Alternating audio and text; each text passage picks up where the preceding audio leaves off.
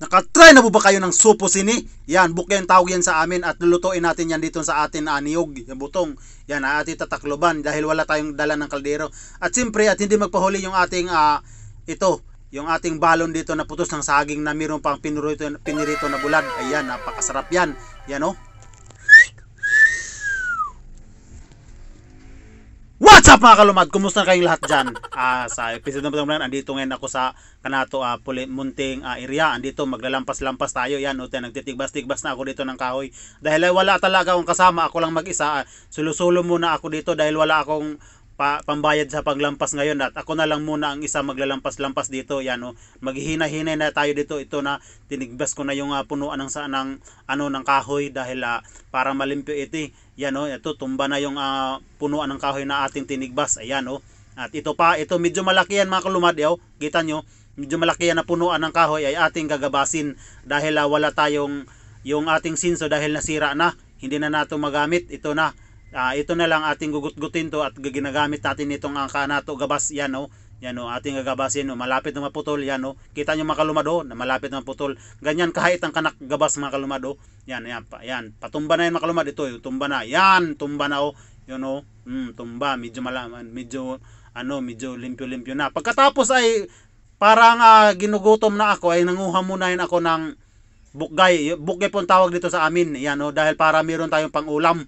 Yan dahil nagugutom na talaga ako. Muha tayo. Yan hindi itong bukgay mga kalumad, hindi ito masyado lalaki. Ganyan lang yan ganyan lang yan pangadag ko. Ayan ito nagtatago-tago yan diyan sa sa mga sani-sani mga paka-paka yon sa ating pinutlan dito ng ating masani yan medyo marami na at dinala ko dito sa aking tapahan yan at lulutuin natin yan dito sa ating binaungan or butong. Ayan, nagpabukal tayo ng ininit at bukal na at ilagay na yung ating bukgay dahil hindi tayo nakapagdala ng kaldero. Ito lang muna ang ating gagamitin ngayon na pagluluto si itong bukgay. Yan pagkalami ay sabsini na bukgay mga kalumad kaya medyo makalaki-laki. Pagkatapos ay medyo luto na yon ay inukban ko na itong ating balon dito or baon. Ayan na mayroong piniritong bulad na ayan napakasarap yan parang naalala ko sa una mga kalumad yun yung kung nag-aaral ako yun ang aking dinadala na baon mga kalumad yan ito mga kalumad yan gagawa tayo ng sasahan. Yan pagkatapos ito na luto na yung ating bukgay. Yan na yung linuto doon sa ating niyog or butong. Ayan ito na ating sasahan. Yan napakasarap yan ito na marami ng katumba na pagkaharangay.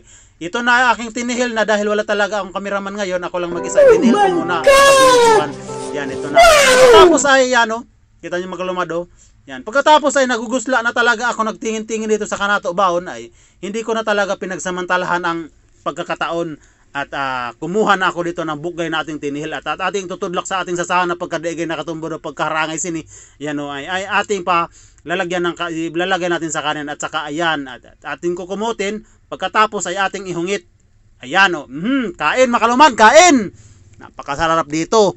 Kung dito ka sa aking munting area mga kalumad, talagang hindi ka magugutom dahil maraming ulam dito. Kung hindi ka lang puluho, diyan makikita mo lang sa mga kilid-kilid sa mga tabi-tabi.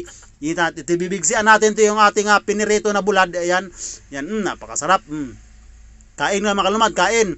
Yan yan. Napakasarap talaga. Yan Pagkatapos ko nito mga kalumad kakain dahil magpapadayon ako paglalampas-lampas dito. Medyo talaga dito, medyo mamingaw-mingaw dahil ako lang mag-isa at akin na lang pinagsamantalahan ng pagkakataon na andito ngayon ako sa ating area at aking maglalampas-lampas dito pagkatapos ng kumain. Yan yan parang nagburburot-burot talaga yung ating baba ngayon. Yan kain makalumad. I-comment nyo na lang sa comment section kung ano ang tawag nito sa inyong itong kinhason nito itong maliit. Pero yung tawag din sa amin ay bukgay. Yan ito yung ating pinirito. Napakasarap pagkalamiya isab.